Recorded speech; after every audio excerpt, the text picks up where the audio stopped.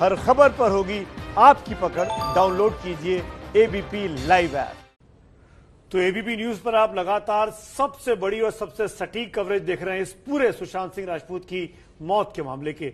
अब एक और एक्सक्लूसिव रिपोर्ट आज आपके सामने हम लोग लेकर हाजिर हुए हैं। बात कर रहा हूं मैं सिद्धार्थ पिठानी की, वो सिद्धार्थ पिठानी जिसने सबसे पहले सुशांत सिंह राजपूत का शव देखा था। आज उसका वो एक्सक्लूसिव बयान सुनाएंगे जो उसने जांच एजेंसियों को दिया है। देखिए, सुशांत की मौत को लेकर जो सच सिद्धार्थ पिठानी ने जांच एजेंसियों को बताया है, उसमें दरअसल कई तार ऐसे हैं जो शक पैदा कर रहे हैं। अब सिलसिलेवार ढंग से आपको सिद्धार्थ पिठानी का वो पूरा बयान दिखाते हैं जो उसने जांच एजेंसी को दिया है।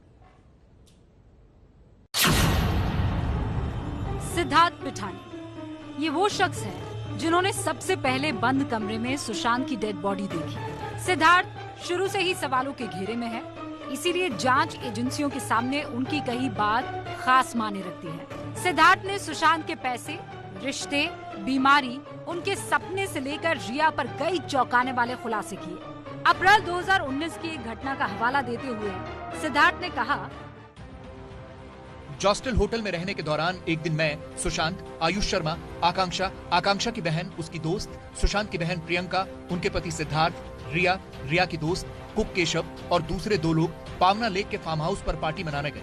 यहाँ 3-4 दिन रहकर हम वापस लौटे।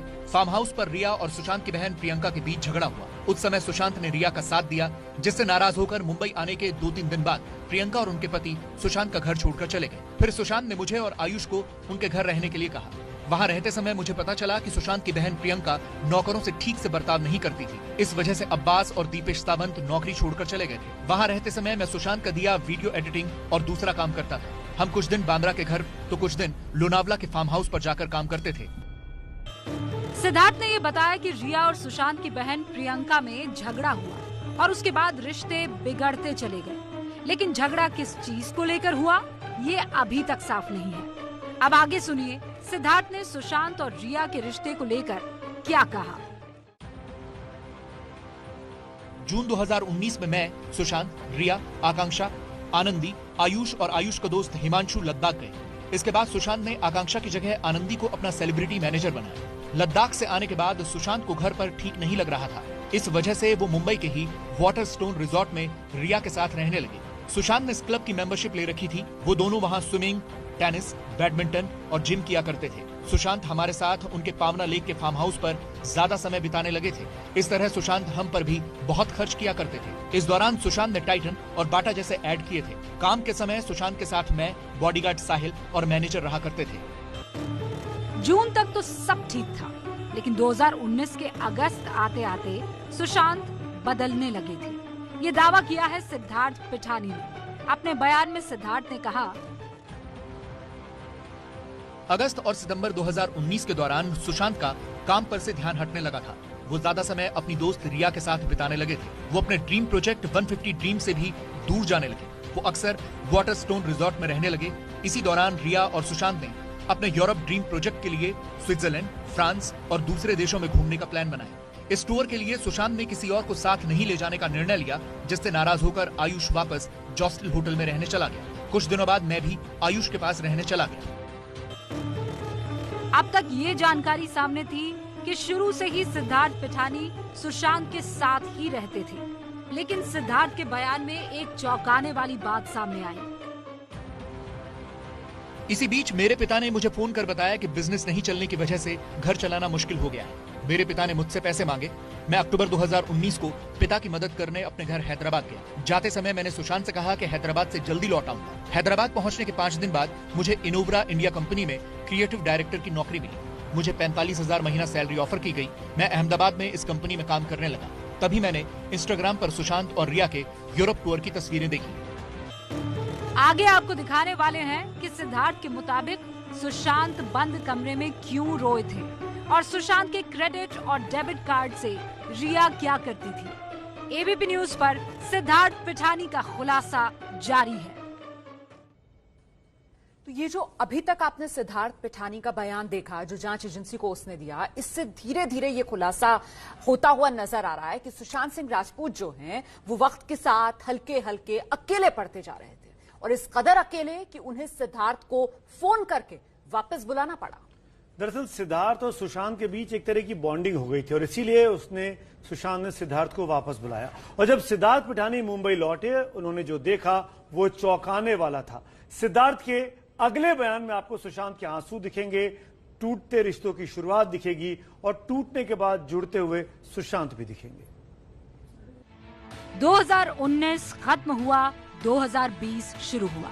जून 2020 में सुशांत दुनिया छोड़कर चले गए। लेकिन इन 5 महीनों में क्या क्या हुआ? वक्त है जनवरी 2020 का। आप सिद्धार्थ पिठानी की जुबानी 2020 जनवरी की कहानी सुनिए। जनवरी 2020 में मुझे सुशांत का फिर फोन आया। सुशांत ने मुझे बताया कि वो एक्टिंग छोड़कर दोबारा ड्रीम 150 प्रोजेक्ट पर काम शुरू करने वाले हैं। मैंने सुशांत से अपने घर के हालात और नौकरी करने की वजह बताई। सुशांत ने कहा कि वो मुझे काम करने के लिए सैलरी देंगे। साथ ही सुशांत ने मुझे बताया कि उनकी हालत फिलहाल ठीक नहीं है, उन्हें मेरे साथ की जरूरत है। मैं फौरन अहमदाबाद से मुंबई सुशांत के घर पहुंचा। जब मैं सुशांत के बेडरूम में पहुंचा तो सुशांत मुझसे गले लगकर रोने लगे। रोते रोते उन्होंने बताया कि वो एक्टिंग छोड़कर घर का सब कुछ बेचकर पावना के फार्म पर रहने वाले हैं। सुशांत ने बताया कि अब महीने के घर खर्च का बजट केवल 30,000 में पूरा करना है। सुशांत ने आगे कहा कि वो पावना के फार्म हाउस में खेती करने वाले हैं। सवाल है कि सुशांत क्यों रो रहे थे? वो एक्टिंग छोड़ खेती क्यों करना चाहते थे? 5 लाख महीने घर का किराया देने वाले सुशांत सिर्फ 30,000 महीने में घर क्यों चलाना चाहते थे? इसका खुलासा होना बाकी है। सिद्धार्थ के बयानों में अभी रिया को लेकर खुलासा होना बाकी था। अभी तक आप जानते होंगे कि रिया ने 8 जून को सुशांत का घर छोड़ा था, लेकिन ये पूरा सच नहीं है। रिया जनवरी में भी सुशांत को अकेला छोड़कर जा चुकी थी। सिद्धार्थ पिठानी ने अपने बयान में बताया,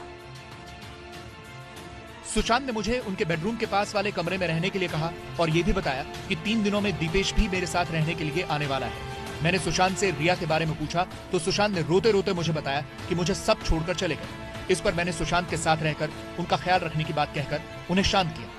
मैंने सुशांत के हाउस मैनेजर मिरांडा से रिया के बारे में पूछताछ की तो मिरांडा ने बताया कि रिया सुशांत के कार्ड से बहुत सी शॉपिंग करती थी। मुझे घर का सामान बेचने के लिए कहा। हाउस मैनेजर मिरांडा और श्रुति मोदी ये दोनों सुशांत के घर पर सुबह 10 बजे आकर शाम 6 बजे वापस जाते। 2 दिन बाद दीपेश भी सुशांत के घर पर रहने आ गए।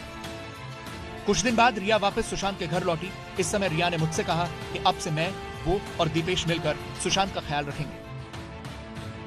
सिद्धार्थ पिठानी के मुताबिक रिया ने सुशांत का साथ उस वक्त छोड़ा था जब उन्हें सबसे ज्यादा जरूरत थी। सुशांत अकेले थे, कमजोर पड़ रहे थे, घुट रहे थे और यहीं से शुरू होती है सुशांत की बीमारी की कहानी। बने रहिए, क्योंकि सुशांत की बीमारी और दवा को लेकर सिद्धार्थ पिठानी ने जो कहा है वो अब तक दुनिया के लिए अनसुना सच है। जी हाँ, ये अनसुना सच ही है कि रिया से अलग होकर सुशांत अपनी बहन के पास चंडीगढ़ के लिए चले गए थे। अच्छा, बहन के पास गए सुशांत, लेकिन वहां 1 महीने के प्लान से गए थे, महज 2 दिन में वापस लौट आए। आखिर ऐसा फैसला सुशांत सिंह राजपूत ने क्यों लिया, ये बताएंगे आपको विस्तार से। आप रहिए हमारे साथ, एबीपी न्यूज आपको रखे आगे। हम आपको लगातार सिद्धार्थ पिठानी, जो कि सुशांत सिंह राजपूत के साथ रहते थे, उनके मैनेजर थे, उनका एक्सक्लूसिव बयान दिखा रहे हैं जिन्होंने जांच एजेंसियों को दिया। अब बात करते हैं आखिरी 3 दिनों की। सुशांत की मौत के पहले क्या हुआ? 12, 13, 14 ये 3 तारीख। 14 तारीख वो जिस दिन सुशांत की मौत हुई, उस दिन क्या हुआ, और उससे 2 दिन पहले 12 जून, 13 जून को क्या कुछ हुआ। सिद्धार्थ पिठानी ने अपने बयान में क्या खुलासा किया है, रिपोर्ट देखिए। 12 जून को मीतू दीदी को अपनी बेटी याद आने से वो वापस अपने घर चली गई। उनके लिए गाड़ी का बंदोबस्त किया गया। 13 जून को बिल भरने में मैंने सुशांत की मदद की। उस रात सुशांत बिना खाना खाए मैंगो जूस पीकर सो गए। 14 जून को सुबह 10 से 10:30 के बीच मैं हॉल में आया और सिस्टम पर काम करने लगा। 10:30 के करीब केशव ने मुझसे कहा कि सुशांत सर दरवाजा नहीं खोल रहे। ये बात मैंने दीपेश को बताई। हम दोनों ने जाकर दरवाजा खटखटाया, लेकिन सुशांत सर ने दरवाजा नहीं खोला। तभी मुझे मीतू दीदी का फोन आया। उन्होंने कहा कि मैं सुशांत को फोन कर रही हूँ, लेकिन वो फोन नहीं उठा रहा। हमने भी उन्हें बताया कि हम भी कोशिश कर रहे हैं, लेकिन वो दरवाजा नहीं खोल रहे। मैंने मीतू दीदी को घर बुलाया। मैंने दीपेश को वॉचमैन से कहकर चाबी वाले को बुलाने को कहा, लेकिन वॉचमैन ने ठीक से मदद नहीं की। तो फिर मैंने गूगल से रफीक चाबी वाले का नंबर निकालकर दोपहर 1:06 पर संपर्क किया। उसने मुझसे 2000 रुपए मांगे। रफीक के कहने पर मैंने उसे लॉक का फोटो और घर का पता व्हाट्सएप पर भेजा। फिर मैंने मीतू दीदी को फोन करके चाबी वाले को बुलाने की जानकारी दी। उन्होंने मुझे जल्द घर पहुंचने की बात कही। दोपहर 1:20 पर रफीक अपने एक साथी के साथ पहुंचा। उसने लॉक देखकर चाबी नहीं बन पाने की बात कही तो मैंने उसे लॉक तोड़ने के लिए कहा। रफीक ने कुछ मिनटों में लॉक तोड़ा। मैंने उसे 2000 रुपए देकर जाने के लिए कहा। इसके बाद मैं और दीपेश सुशांत के कमरे में गए। कमरे में अंधेरा था। दीपेश ने कमरे की लाइट जलाई तो हमने सुशांत को हरे रंग के कपड़े से पंखे पर लटका हुआ पाया। सुशांत के पैर बेड के बगल में थे और चेहरा खिड़की की तरफ था। तभी मैंने ये बात मीतू दीदी को बताई। फिर मैंने अपने फोन से 108 पर कॉल करके घटना की जानकारी दी। इसके तुरंत बाद मुझे चंडीगढ़ से नीतू दीदी का कॉल आया। मैंने उन्हें सारी जानकारी दी। उन्होंने तुरंत मेरा फोन काट दिया। उनका मुझे फिर फोन आया। नीतू दीदी ने मुझे सुशांत के बारे में पूछा तो मैंने बताया कि सुशांत लटका हुआ है और उसकी मौत हो गई है। फोन पर मुझे पीछे से सुशांत के जीजा ओपी सिंह की आवाज सुनाई थी। उन्होंने हमें सुशांत को नीचे उतारने के लिए कहा। नीतू दीदी ने भी वही कहा। फिर मैंने नीरज से चाकू लाने के लिए कहा। मैंने चाकू से सुशांत के गले पर लगा कपड़ा काटा। फिर मैंने और दीपेश ने बेड पर चढ़कर सुशांत को नीचे बेड पर लिटा दिया। उसी समय मीतू दीदी वहां पहुंची। उन्होंने मुझसे पूछा कि सुशांत जिंदा है क्या और मुझे सुशांत को ठीक से बेड पर रखने के लिए कहा। फिर मैंने, दीपेश और नीरज ने सुशांत को ठीक से बेड पर रखा। सुशांत के गले में लगा कपड़ा निकाला। हमने सुशांत को सीपीआर देने की कोशिश की लेकिन उसने कोई रिस्पॉन्स नहीं दिया। उसके बाद बांद्रा पुलिस पहुंच गई। तो ये बेहद एक्सक्लूसिव बयान जो कि जांच एजेंसियों को सिद्धार्थ पिठानी ने दिया, ये आपको कहीं और देखने को नहीं मिला जो आप इस वक्त एबीपी न्यूज पर देख पा रहे हैं। और दरअसल यही जो बयान है इसी को माना जा रहा है कि एक नया मोड़ लेकर आएगा सुशांत सिंह राजपूत की मौत के मामले में। हम छोटे से ब्रेक के लिए यहां पर रोक रहे हैं, फौरन लौट रहे हैं। एबीपी न्यूज आपको रखे आगे।